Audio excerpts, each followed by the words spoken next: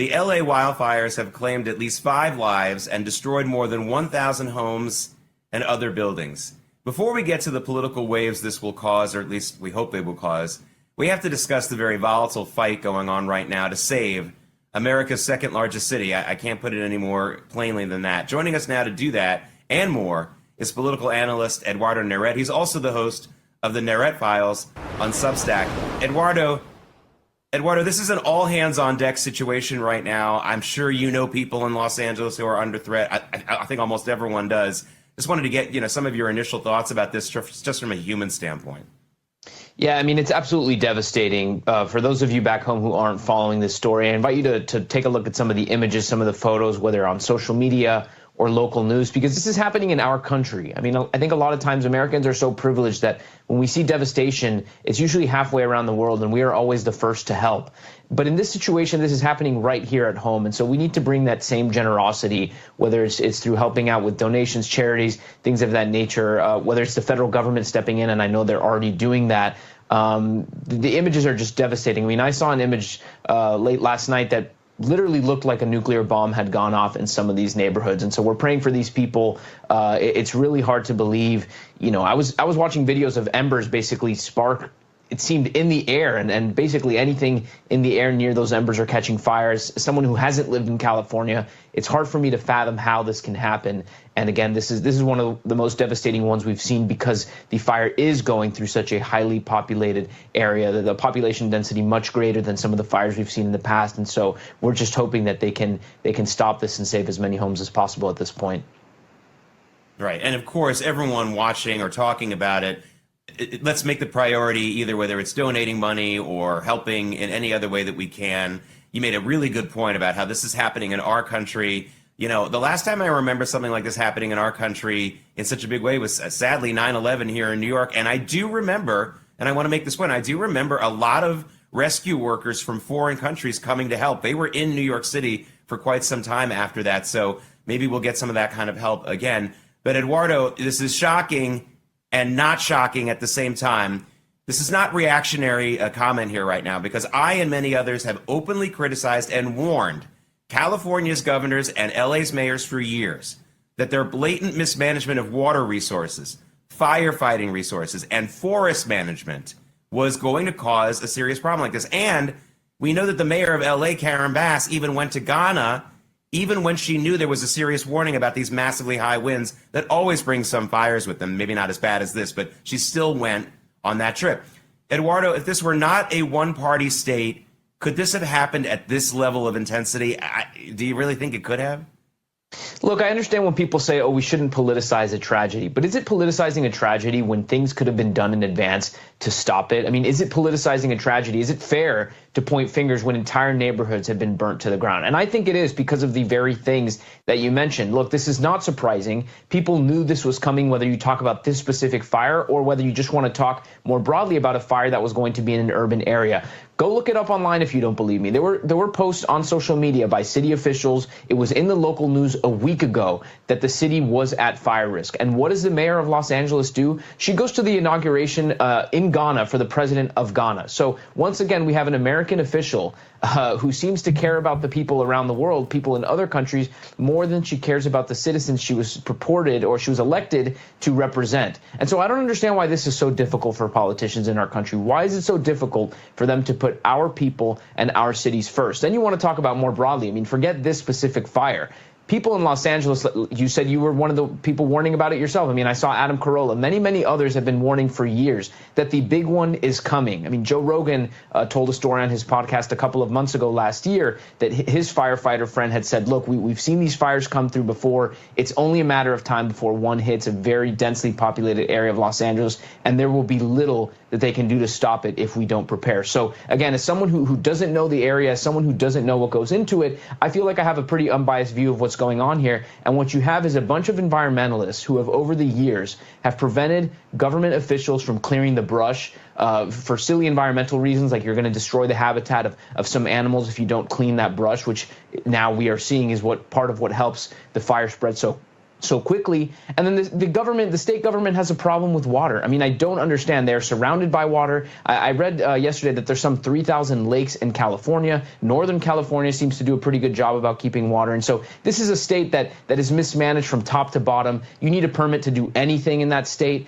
We all know about, for example, the billions of dollars spent to build like no miles of their high-speed rail. And so similarly, the state has allocated billions and billions of dollars to build a brand new reservoir that is supposed to be the largest in the state. That was several years ago. So where are they with that? When you're a state that is susceptible to this kind of devastation, why all the permits? Why the permits to clear the brush? Why the permits to get started on this new reservoir? It's mind-boggling to me, and I don't understand it. And when you look into the politics of the situation, all of these people in Los Angeles, in the Pacific Palisades, these celebrities, they're responsible for this. I mean, they are part of the corruption in that state that has allowed the Democratic Party to dominate. They have directly profited from the Democratic Party's dominance of that state. And so at a certain point, you got to say to yourself, what else do you expect when you elect incompetent Democrat leadership? This is what Democrat leadership gets you in California: uncontrolled fires, environmental disasters, drug addicts on the street, crime through the roof. I mean, at what point are they going to elect somebody who is going to actually solve the problems that are facing them every single day?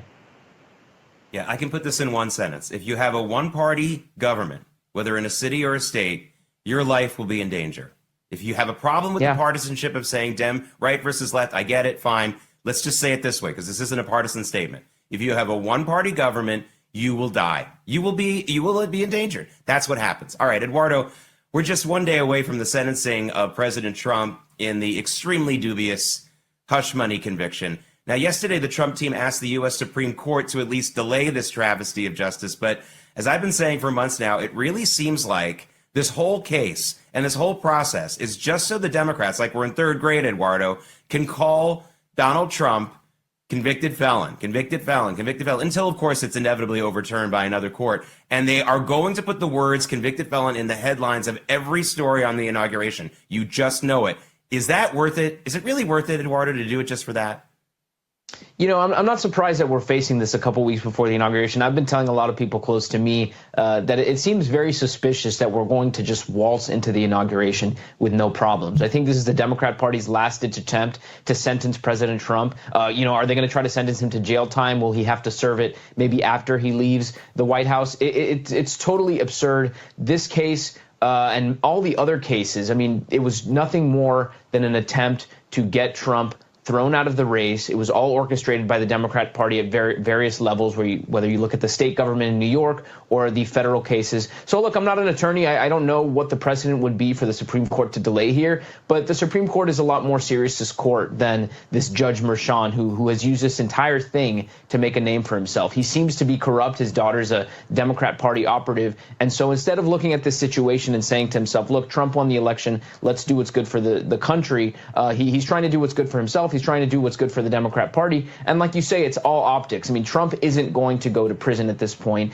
He is going to serve as president of the United States. All this is a question of what they'll be able to do to him when he leaves office and what they'll be able to do in terms of optics as we head into the inauguration. So I'm hoping that the Supreme Court will stop this. I don't know exactly what the precedent is, but hopefully they can put a stop to this. Yeah, I have a spoiler alert for everyone who's fooling around with the law and justice to get at your political opponents. It will come back on you. I have thousands of years of history to prove it, but in the more recent modern history, French Revolution, Soviet Union, all the people who destroyed the courts and destroyed the rights of the people for their political ends ended up getting persecuted and sometimes even executed based on their destruction of the law themselves. Speaking of legal travesties, Eduardo, Attorney General Merrick Garland is responding to a federal judge's decision to block Special Prosecutor Jack Smith's report on President Trump's alleged election interference activities. And he's going to release this report anyway. Smear away, Mr. Garland. This is, again, just meant to get the Trump haters excited and happy. You know, I know you're not a lawyer, and maybe it's better that you're not to answer this question.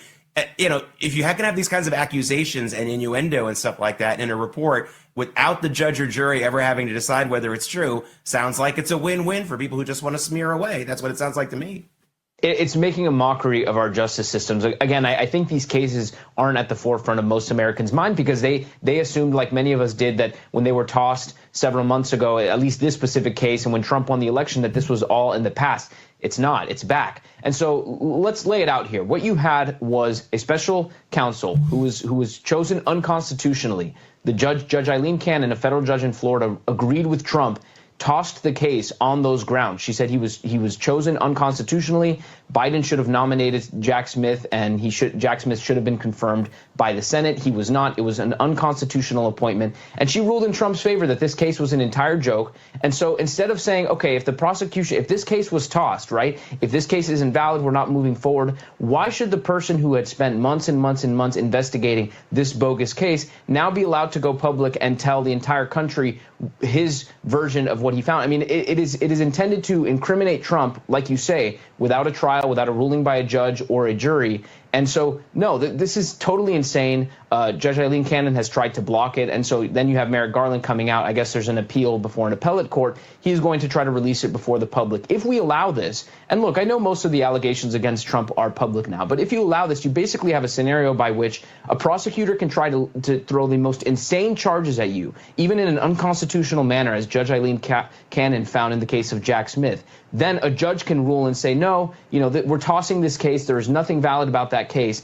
And then the prosecutor can go public with his allegations anyway. It is trying to find people guilty in the court of public opinion. It's not what our founders intended, and it's a total disgrace. I hope the Supreme Court, if this appellate panel rather, agrees and allows Merrick Garland to do this, I'm hoping the Supreme Court will be able to step in and block it from happening, because it is totally destroying and debasing our system of justice in this country.